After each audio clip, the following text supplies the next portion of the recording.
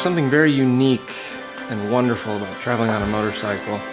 You're exposed to the elements, you're out in the world, you have to pay attention to everything around you at all times, and it just makes a road trip more interesting and more exciting and more difficult, but more rewarding in the end.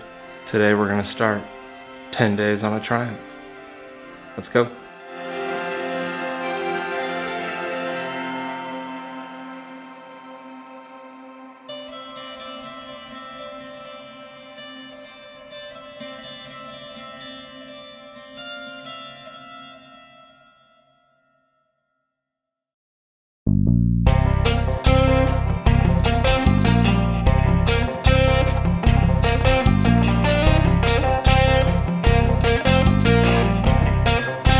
So, I'm going to try to tour the US on my Triumph for 10 days for as little money as is humanly possible. A couple big issues I can see happening with this trip.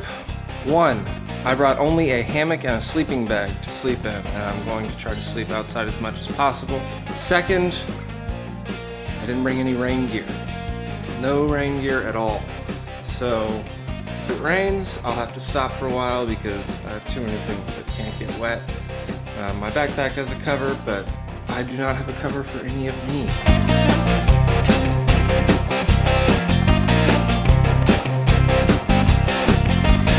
First stop is going to be the General Patton Museum. It is an unplanned stop. I just came across it.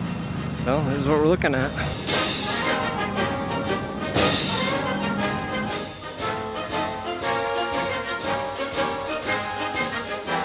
So since it's under construction today, I got in for free.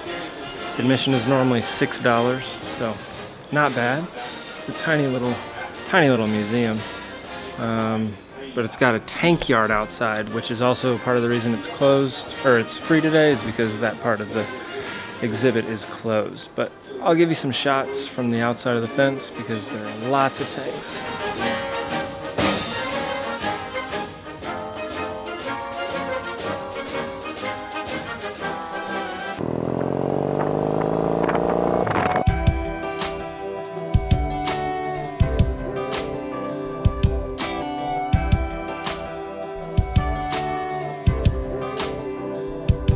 I remember the day I said goodbye. The key to a good road trip on a motorcycle, especially a backbreaker like mine, is frequent stops, frequent food.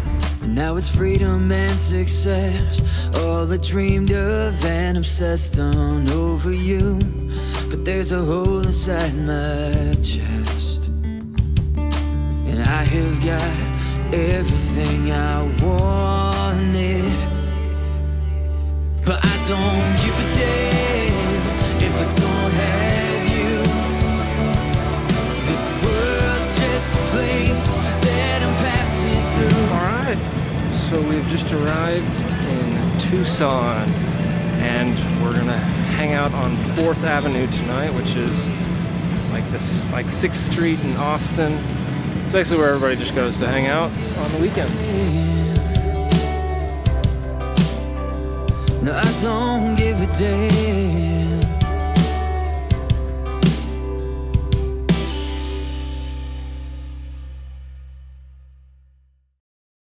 So it's the beginning of day 2. We're in Tucson. We're gonna go to the BIOSPHERE 2 building. Never been there, don't know anything about it except that it's interesting and looks beautiful, so let's go. So we're at the BIOSPHERE 2 site right now. The gates have not opened yet. I've been getting some shots of the outside.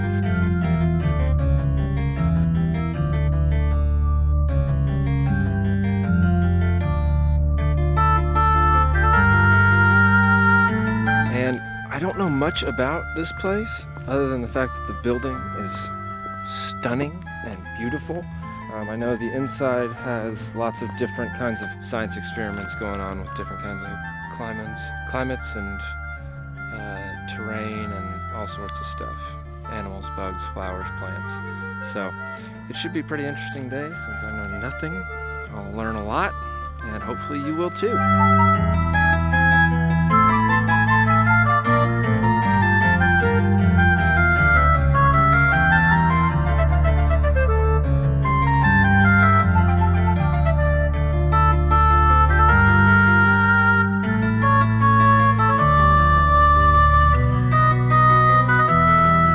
inside the BIOSPHERE 2 laboratory is a fully established mini rainforest area. By subjecting this rainforest to changes in atmospheric CO2 content, air temperature, and moisture supply, the responses can be observed and compared to those predicted by researchers working in rainforests around the world. The BIOSPHERE 2 project started out as a way to prove that we could live in a self-sustained environment. So 8 people went inside, got hermetically sealed in, and then were told to survive for 2 years by growing their own vegetables and creating an ecosystem that could sustain itself. And they did. That's pretty neat. That great experiment comes to an end. It is no longer a facility to prove self-sustainability. We now become a research center to understand the workings of this planet better.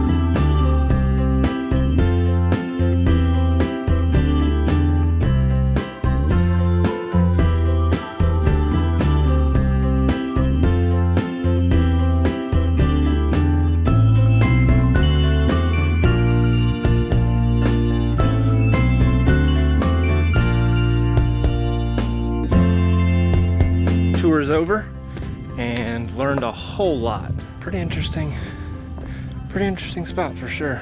Definitely worth checking out. I mean, everything here is so beautiful and so cool. Everything's inside, so it was interesting. Time to head towards El Paso, and we're gonna stop at a national monument to some Native Americans and see the sunset over the mountains.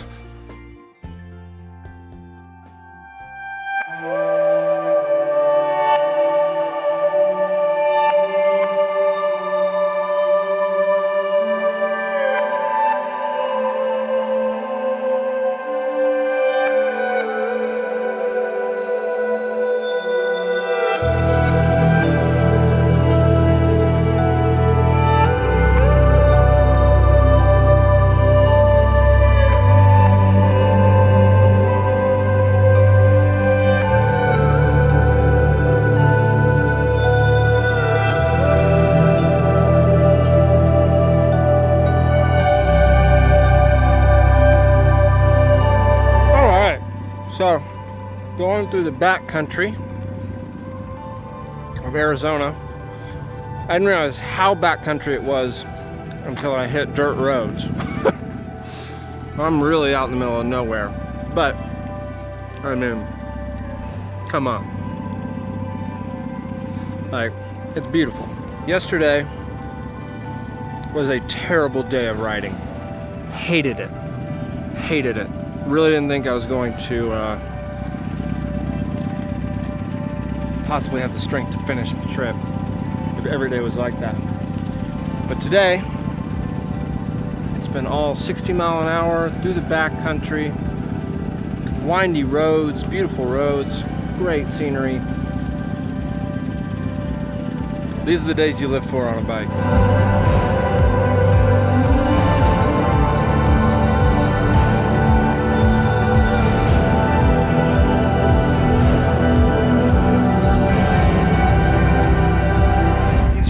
Made for me.